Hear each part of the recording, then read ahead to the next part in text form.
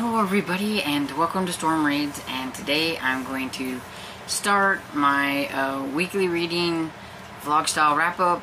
Every time that I finish something I'll come on here and talk about it. And today's Monday and I haven't really been feeling very well, so when I didn't have to do anything I just kind of relaxed, and so I finished two of the books that I've been in the middle of, so that's good. The first one is The Housemaid by Frida McFadden. This was a adult thriller that I was buddy reading with my friend Barb, and I've talked a little bit about this on my currently reading video, so I don't want to rehash too much of what I've already told you. But basically it's about Millie, who needs a job. She was in jail and she's out on parole, and you know, of course, being out on parole, one of the things that you have to do is you have to have a job and everything. So she gets let go from her other job, and so she's needing a job really bad because she's living in her car, and you're not supposed to be doing that. You need to have a place to stay and you need a job. And she's been lying to her parole officer about everything, thinking that, you know, she could just find something really quick. And so she finds this ad for a housemaid, and she applies for it, and she talks to this lady named Nina Winchester. And so Nina, you know, talks to her about what she needs to do and all that kind of stuff. And Millie's pretty sure that she'll probably run like a background check on her and find out that she's been in jail and that she won't get the job. But she does get the job. And you find out really quick that, like, Nina's, like, kind of crazy acting and stuff. And like I said, if I was Millie, I don't think I could have put up with the stuff that she had to put up with. And the husband, Andrew, seems to be, like, a fairly nice and decent guy and everything. And the daughter is just about like Nina is. And so it goes on and on with, you're just kind of wondering, you know, okay, so what's gonna happen? What is the big deal with having this housemaid? And, you know, what's going on with Nina and all that kind of stuff. And then about, I don't know, close to 50% or 45-50%, there is something that happens, and then I was like, I kind of knew, like, this certain thing was going to happen. And then it's like, what are going to be the repercussions because of this certain thing? And then about 60% in, we get, like, book 2 part of it. And, yeah, then that's when, you know, like, the, like, really big kind of twist happens. And from then on, it's a little bit of a wild ride to see what's going to happen towards the end of it. And the ending, I don't know. I'm not quite sure.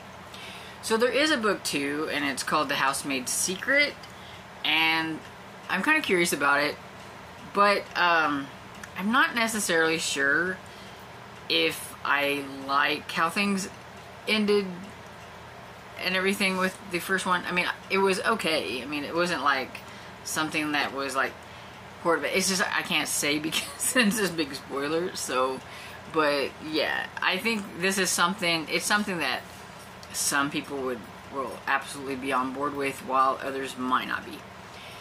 But overall though, for a thriller, I thought it was fairly decent, even though it was a little slow at the beginning. I haven't had the best track record with thrillers this year, and so this is by far probably one of the better thrillers that I have read, so it gets 4 stars. And so then the next book that I finished was Lying in the Deep by Diana Urban, and this is a young adult thriller. And I talked about how this author to me is kind of a mediocre, kind of 3-star run-of-the-mill type with me and everything. I've read 2 other books from her, and I gave both of them like 3 stars. So I will have to say that I was pleasantly surprised that I like this one a little bit more than that. So this one is about a group of teenagers who are on a kind of like a cruise ship, and it's like a study at sea. So they have classes and things that they have to go to while they're on the cruise, but they also get to dock at certain places and then go out and explore and things like that. And one of the ladies, Jade, from her point of view, for the whole thing is pretty much from her point of view. And at the beginning we get like a prologue where something has happened to her ex-best friend. And so we know that, you know, something, but we don't know what exactly. There's some blood and things like that, and she starts to freak out. Then it goes back like several days before this happened, you know, so then we get Jade telling her story and everything leading up to that. And I would say about 50% of the book, into the book, we get what happened, and then we get to move the story forward from there. But Jade is really kind of down and upset and everything because her friend, who's now her ex-friend, her ex-best friend, is hooking up with her boyfriend or ex-boyfriend, and she doesn't understand why, like what happened. He sent her a text saying that it was over and they were together and leave him alone, and she doesn't understand what in the world happened. And so she had booked this cruise with her friend, but she decided, you know, she figures that, because it said that her room was pending, so she thought that meant that her friend probably decided not to do it. And so she was going to go ahead and do it, because she's the one that actually had talked her friend into doing it. She really wanted to do this. This was something she, like, really, really wanted to do. And so she was going to go ahead and do it. And then when she gets there, she finds not only is her friend there, but her friend is there with the boyfriend. So now she's like obsessed. She needs to know what in the world's going on. If she could just talk to Silas, maybe he could explain what is going on and everything. But besides giving her nasty looks, she never really gets time to talk to him. But she makes some other friends. She meets some other people. There's this guy named Felix that she kind of gets to be kind of friends with, and uses a little bit to try to make Silas jealous. He goes along with it, but they kind of end up kind of liking each other a little bit. And then you got her roommates, and you just got some of these others. She got several people that are on there, but you find out from several people that they don't like, I think her name was Lainey, I think. They all have reasons to not like her, and a lot of it stems from her father. Her father owns a big company, pharmaceutical things, and all that kind of stuff. And like one of the guys, Tate's mom died, and it had something to do with her father. And you find there's a bunch of like influencers and things like that, or what a lot of the people are. And there's this one who all of a sudden he's having some flack with people thinking that he bought followers and stuff like that. And he thinks that it's Lainey's fault, that she did something and all that stuff. So yeah, he's upset with her. There's a lot of the teens on there that for some reason don't like her, whether it's her or they think she's like her father, or because of her father and things like that. So there's definitely a lot of suspects and everything, and it is kind of like, I guess, a close circle mystery, because they're all on this ship. Even though they get to go off of the ship at different ports, I mean, for the most part, it's the same basic same people, and, you know, they're on this ship. And so that might be some people's cup of tea. I know there are a few that like that type of a mystery. And I thought, you know, it was entertaining enough to keep me going. I was curious, you know, trying to figure out, you know, who might have done it in this. And then there's the first, like, twist that I was like, oh, okay. You know, okay, I can go with that. And everything. And then it was, you know, you're still trying to figure out exactly. And then then something happens to somebody else. And then there's another person that ends up dead. And then you're like, okay, well, are they just somebody just picking everybody off one by one? Or is there a reason to it? Or what's going on? What's it have to do with, like, Lainey, who is missing? There's a lot of blood in her room, but nobody's found her, but people think it's because somebody dumped her overboard. They even stopped and turned around, tried to look for her, but there is a storm coming, and they can't take all that time. They have to try to outrun the storm. And there was a couple other boats that were coming in to help and everything. So it's like, kind of like, what's it got to do, like, with that and everything? Okay, so I thought it was pretty good. It was interesting to, you know, find out, you know, what was going on and who done it and all that kind of stuff. My only thing I'm not necessarily a huge fan of, I think, is the very end. It's not the ending where you wrap up and you find out who done it, or necessarily. It was like the very end, last, like, probably like couple paragraphs type, that very end. I just don't understand that part, I guess, because it doesn't seem natural for that to happen because of, like, who it was that done whatever it was. And I can't say because, you know, it's the very end. But if anybody's read it, I'd kind of like to know your thoughts on it, what you thought about it, especially The Housemaid too. What you thought about The Housemaid? Those are they're thrillers. On The Lion in the Deep, if you've read it, let me know, without spoiling it, what you thought of, like, the very end. Did that seem like, you know, a thing that should have happened, or out of character, or whatever? Because I'm kind of curious. Okay, so now it's time to spin the wheel for my audiobook and see what I have. I don't have a whole lot on here because I just don't really want to add anything, because I didn't want to add too many things on here. I want to try to get to some of the stuff that's already here, because the end of the month is almost done and I would like to get to these. So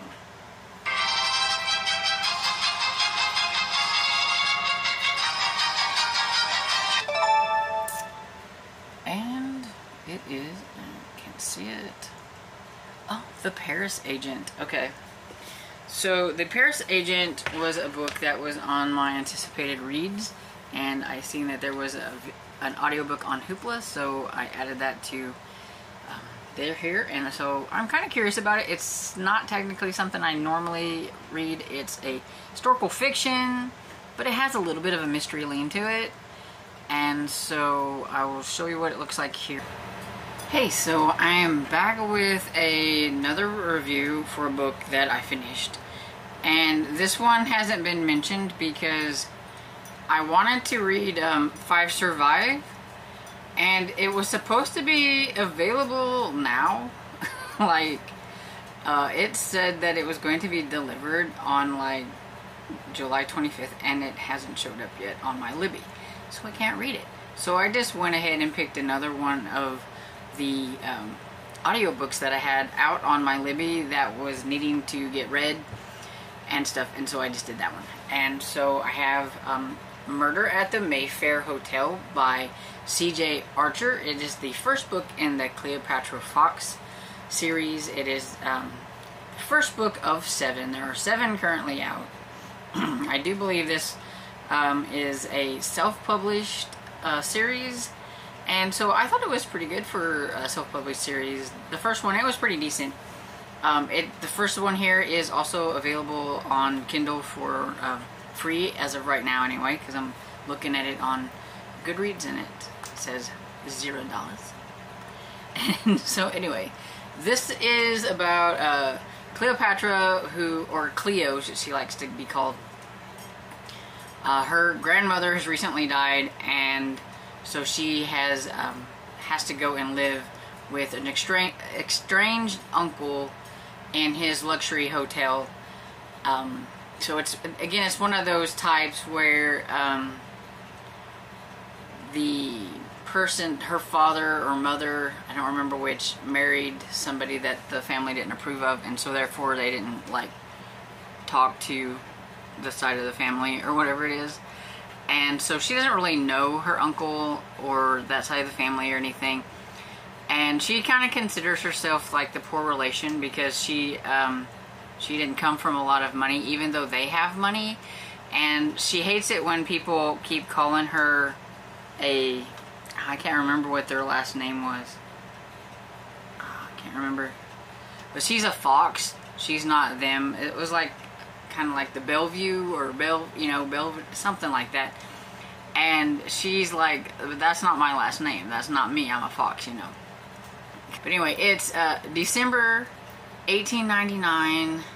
The hotel is like all abuzz because they're getting ready for their big fancy Christmas ball that they have at the hotel.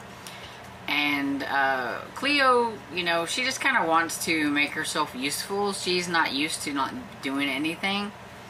And so that kind of gets her in a little bit of a pickle with a few of them, especially like the hotel manager and things like that. Well, while they're there, there is a lady that ends up being murdered. And it's before the Christmas ball and all that stuff.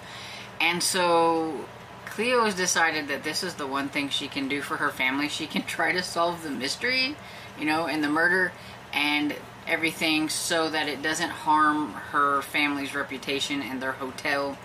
They've already got, like, there's somebody was telling the journalist and things like that, you know, information on the down low and getting paid for it, so that, you know, they can make a little money on the side. And so now it's going to be in the papers about what happened and all that stuff. And so yeah, she's trying to help her family that way and figure things out. You know, she's in the hotel, so why not do what she can to try to figure things out. They find out that the lady's been poisoned, so it's like, how did she get poisoned? You know, not very many people are going to be going up to her room, so was it somebody that works at the hotel? There is this one young man, Daniel, I think his name was, that was kind of being accused of it because he was like the footman, I believe, that like brought her up her stuff, but he swears he didn't do anything. And one of the young maids is really kind of like upset because she likes him, and so she kind of, you know, helps Cleo a little bit with trying to figure some things out to see what happened. I think my one downfall on the whole thing was the main character. I don't like conclusion jumpers, and I don't like people who, you know, storm in without really finding out the facts and things like that. And she did that, and it cost somebody their job, even though they weren't the killer or anything like that, but they had this one incident in their past. It almost cost two people their job, but she did get her uncle to get one back or whatever. And it was just like, you know, if you would have took the time to maybe investigate that a little bit more, or to ask the person about it, say, hey, I found out, you know, you have some kind of a record, what, you know, happened or whatever, instead of just going, you know, right in there and saying they're the culprit, they're the murderers because they have a, you know, a bad past or whatever it is. So that kind of aggravated me a little bit. I don't like those kind of people. I like the sleuths who don't conclusion jump and everything. But other than that, I enjoyed it. I thought it was a lot of fun. It was a decent start to a historical mystery series, and I can't wait to continue to read some more. I really liked Cleo. I liked her cousin. I think it is it Flossie? I think is her name. Mr. Armitage. I cannot say that word for anything. I liked him. I'm kind of curious to see more about him, especially with how things left with what he's wanting to do at the end of the book. So I'm a little curious. But yeah, so it has some really good characters, and so if you like historical mysteries, you should give this one a try. And yeah, that's the only other book I've read. But since it was an audiobook, and I have some other audiobooks that I would like to get through, and because I don't have a whole lot of audiobooks left on my wheel, and there is one that I'm really wanting to get to. It's a middle grade book. I'm just going to pick that one and just go forth with that one. It's called Doom in the Deep. It is the Camp Murder Face #2. I read the first one last year. I meant to get to this one and I never got around to it. And so I do have the audiobook for that, and so I would like to get to the sequel and, you know, see what's going on with the camp and all that kind of stuff. And so instead of spinning the wheel, I'm just going to go ahead and listen to that one and hope that 5 Survive comes in and I can listen to it before the month is over, because if it doesn't come in before the month is over, it may have to get pushed back, because in August I'm going to be concentrating a lot more on just romance for the Romance Readathon, so we'll see how it goes. Hey everybody, so I am back with another video clip. This one I finished listening to Doom in the Deep by Josh Burke, and this is the second book in the Camp Murder Face series.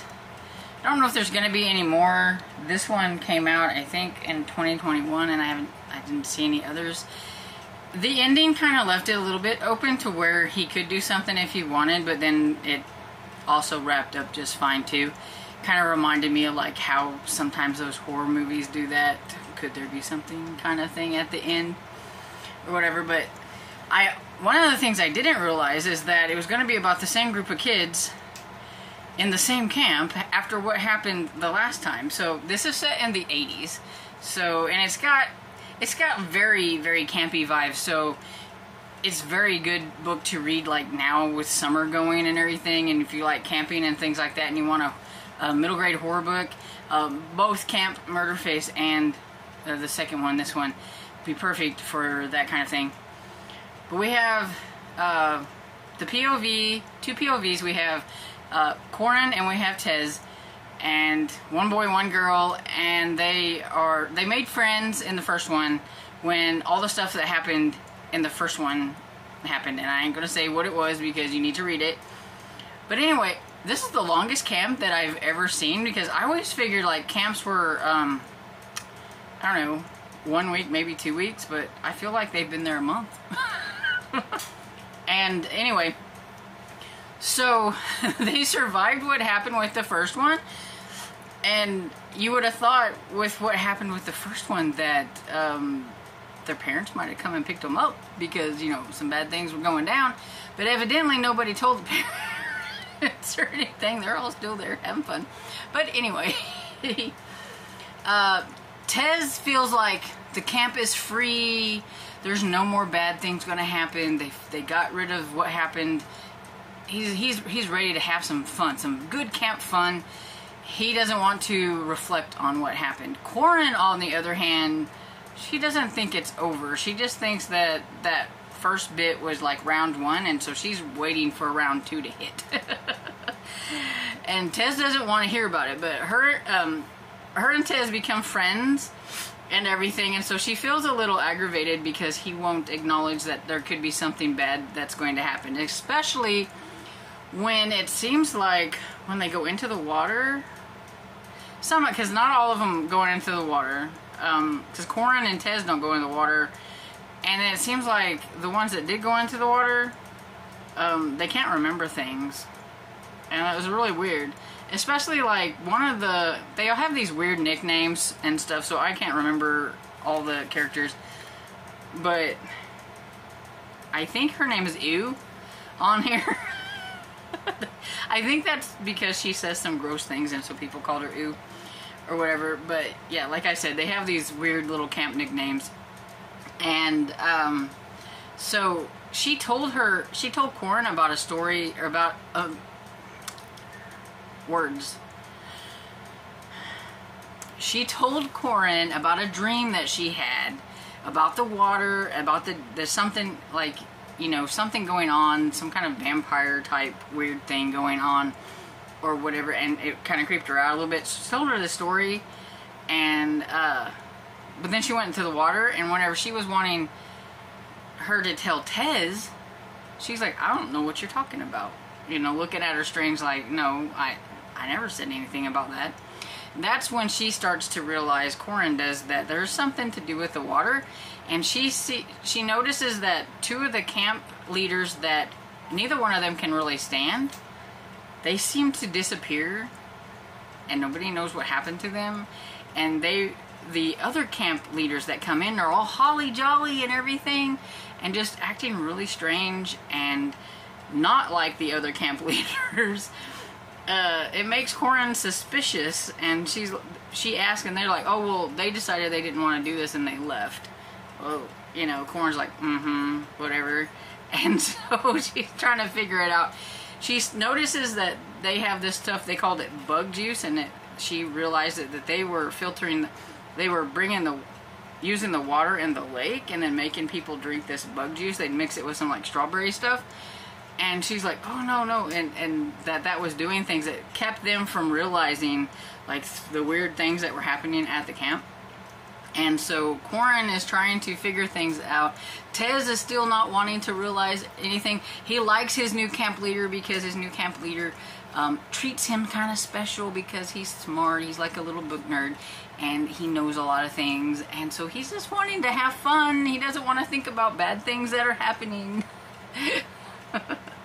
And so Corin and Tez are kind of a little bit on the outs, and so she ends up with another little friend helping her, because she actually is like, I believe you, or whatever it is. And so they kind of do their little investigation. Then Tez feels left out and kind of aggravated that she would tell her and things like that. And so definitely got the camp kind of vibes, and you've got your spooky thing that's happening. It's affecting everybody. There was this real fun, like, you know, battle-y type thing at the end whenever, you know, they get other kids on their side and things like this and stuff. It was really cute. Tez they call them the diaper babies or something like, anyway, like the little kindergartners that are there.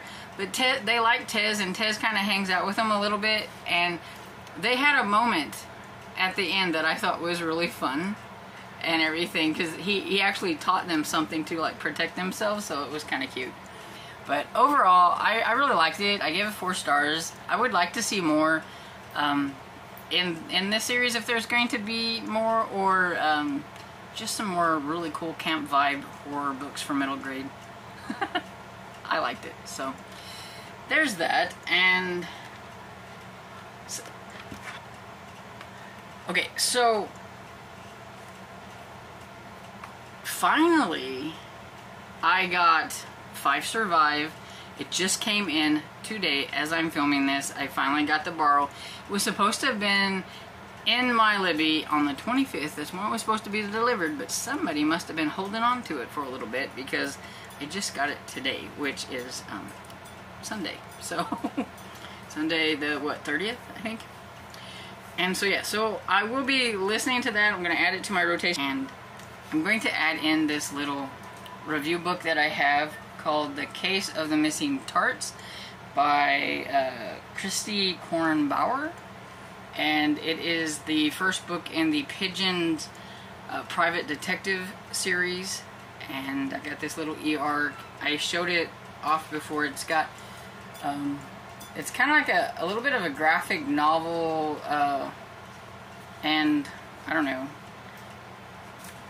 chapter book combined type. I don't know what you would call it, but yeah, it's really cute, and it's got, some of the stuff isn't colored in yet since it is an arc, and then it does, you know, show you some of the pictures that are colored, so that like you can see what the coloring is going to look like. But yeah, really cute little kids book.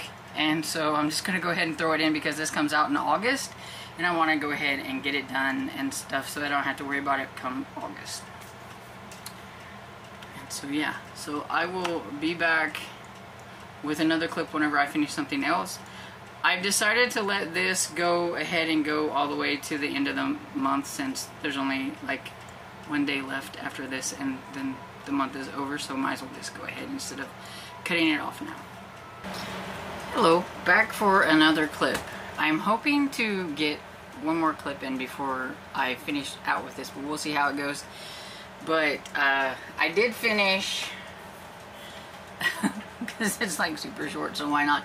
The Case of the Missing Tarts by Christy Curran-Bauer. This is the Pigeon Detective #1. It's volume 1. It's a little graphic novel. Comes out in August, so if you have any little ones that you want to get started reading, like graphic novels and things like that, I think this one would be perfect. And if you hear something being destroyed in the background, that is Dresden, and she has found some cardboard that she thinks needs to be destroyed, so sorry about the noise if there is any. I'll have to clean it up whenever I'm done. Anyway, yeah, this was really cute. The mother, or kind of like, she's like the mother or like baker or whatever. She has her own little bakery. She has like a little TV show. She left them some tarts, you know, so that they could have those before their long day at work or whatever it is. And when they get there, the tarts are gone. And so they have to follow the clues to try to figure out what happened. They were kind of stumped at one point. Then they had to, I think it was like step number 5 of a great detective or whatever it is to like go back over the scene of the crime, go back through and, figure it out. And so that's how they, kind of solve the crime. But yeah, it was cute. It has a lot of cute little animals and stuff in it. This one is an arc, and so like you don't get to see all of the stuff filled in. It's got the drawings like here. I may fill it in myself with some crayons or something. I got some colored pencils. It might be kind of fun. But yes, but you can tell what the color was and the stuff was supposed to be. The color palette. It's very pretty. I like the drawing, the art style. I'm not sure if the author is the illustrator or not.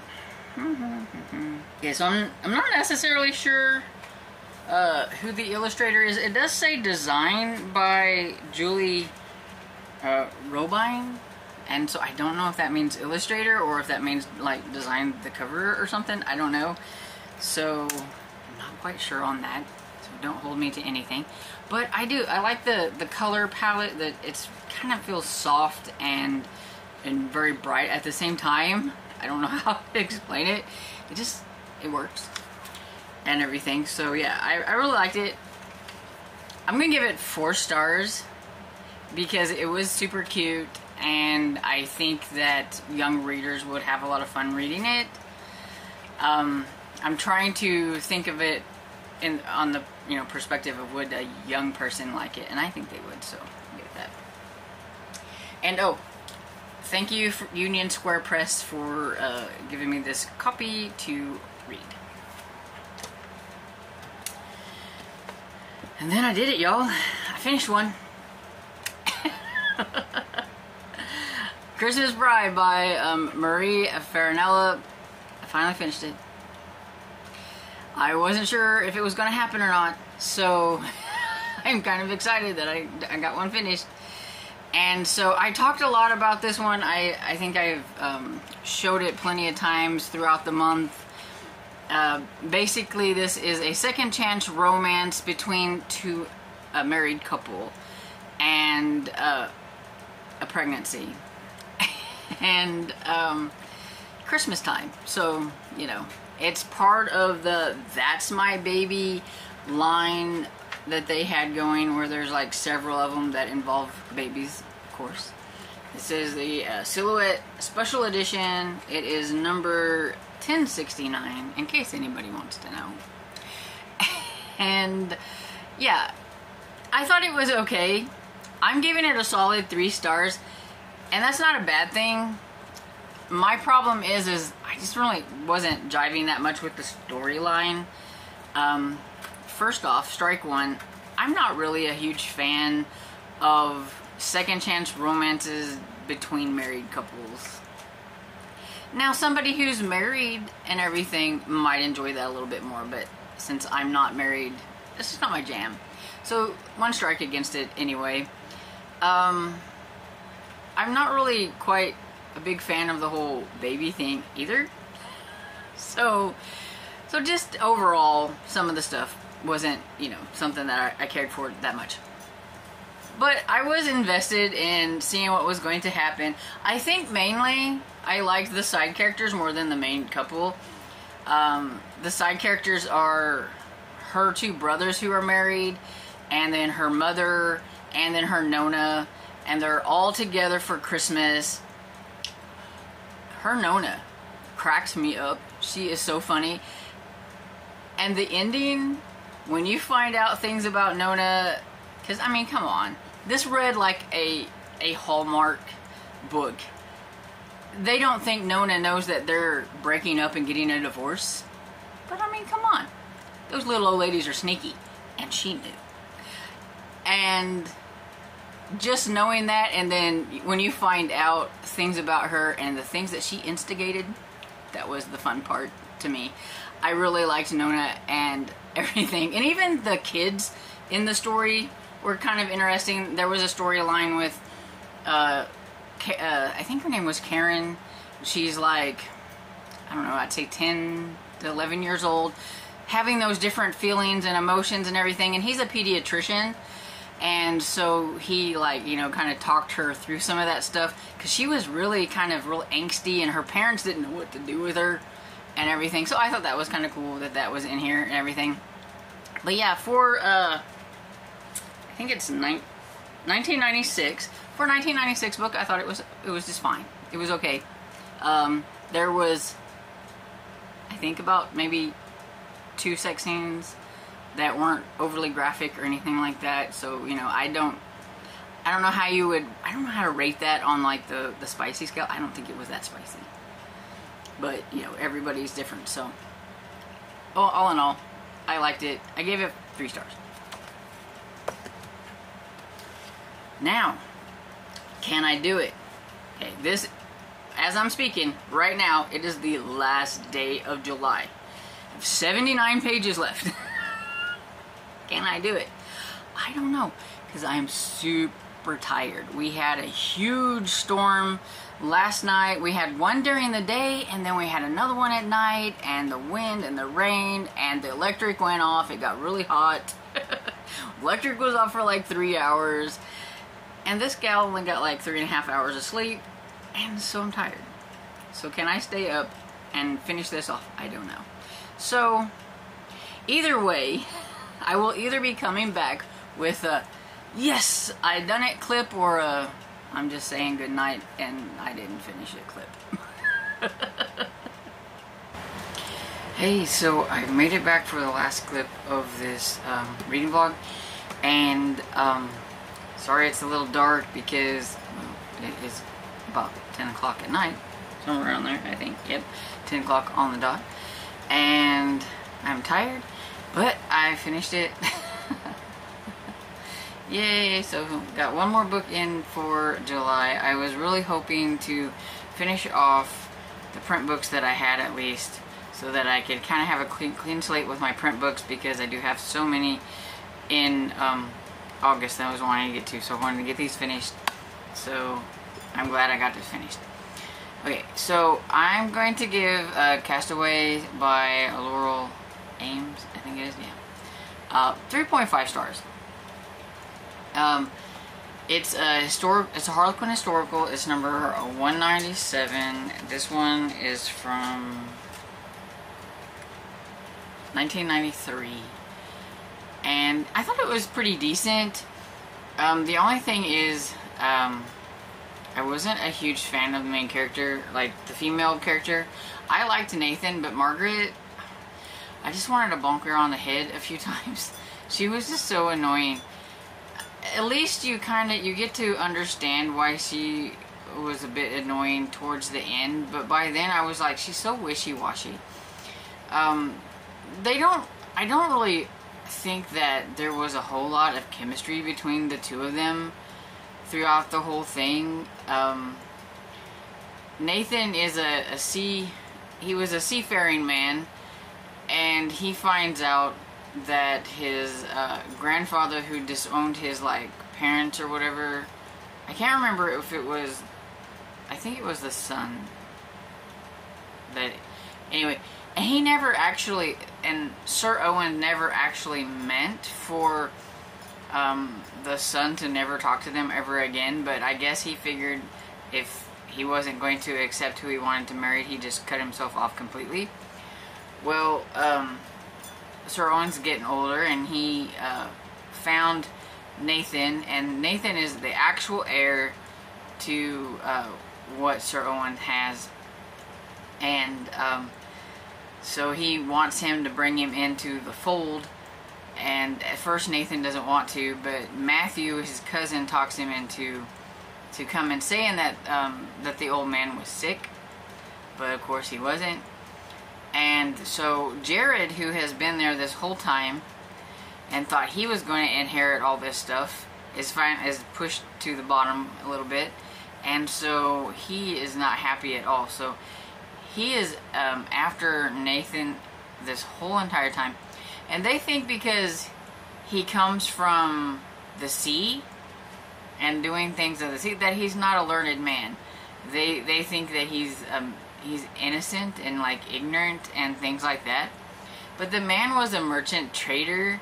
He had to learn how to speak other languages.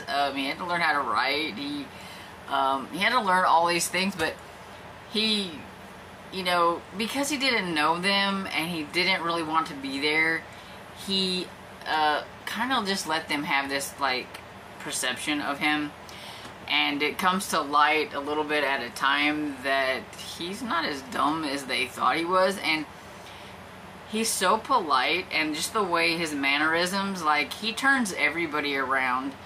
Like Sir Owens is always yelling at everybody, and he's just always growly and grumpy, and he actually tells Margaret, he goes, don't worry, I'm going to have him turned around, you know, I'm going to get him, you know. Every time he would yell or something, Nathan would turn it around to like, oh, I'm sorry, I didn't, you know, or whatever, to where it made the old man feel stupid kind of for yelling, and then eventually he stopped yelling all the time. But, so they want Margaret and Nathan to get together, but Margaret is being forced into accepting Nathan, and she doesn't want to, and so she's fighting it tooth and nail. And so it doesn't matter, even if she liked Nathan, she wasn't like going to give in. She didn't care. She didn't want to marry him. She had all these reasons she kept giving him why she didn't want to marry him. And it was just, after a while, it got kind of old. It's like, and because you know that she actually likes him, and even though she likes him, she's still, I'm not gonna marry you, I'm not gonna marry you. And so that kind of got old after a while. But I enjoyed a lot of the other characters in the story. There's a young girl, Margaret's younger sister, Adicia. She was really fun, and I had a lot of fun with her, and she spent a lot of time with Nathan. I feel like this was like a historical fiction novel about a family with a tiny bit of romance. Because there really wasn't a whole lot of romance going on. Like, there wasn't even any like sexual tension between the two of them. That's why I said it didn't feel like there was enough chemistry between the two. You knew that Nathan liked her even though she was mean to him, and you know that Margaret kind of liked him. Eventually after she realizes that he's pulled one over on everybody, that he's not as dumb as everything she starts to find out. I mean, the man's worth a lot more money than they thought he was, because, like I said, he worked in the trading business and stuff like that. They just assumed that because he was a seafaring man that he didn't have any money. And, yeah, so, it's like, I knew when stuff happened towards the end, it's like, I knew that, it's like, she's gonna wait until, like, that very last moment that, oh, I do like you after all, and I want, and it was like, so that's not romance to me. Yeah, so, but I did like I said, I like the other characters. Margaret's brother Matthew and Jeremy were a lot of fun. Eleanor, even Sir Owens kind of grows on you after a while. Jared, you really want to smack him upside the head until the end. He turns himself around. You have a little bit of a villain in here that you get to hate, and you can't wait for somebody to, like, bring him down and stuff. So, I mean, it was entertaining, just it wasn't quite a romance that, I would like it to be. So 3.5 stars. So that'll be wrapping up this last week and like one day of July. And so let me know if you have read any of the books that I have finished. I mean, go down in the comments. There are a few that I am still working on, and I'm going to try to fit them into the month of August. We'll see how that goes as things go. We'll see. I don't know. I do hope to finish at least the audiobooks. The ebooks, I may have to, like, put them down until, the end of the readathon and stuff for August. We'll see. But anyway, I hope you enjoyed this video, and if you did, please give it a thumbs up and subscribe, and I will see you all in the next video. Bye!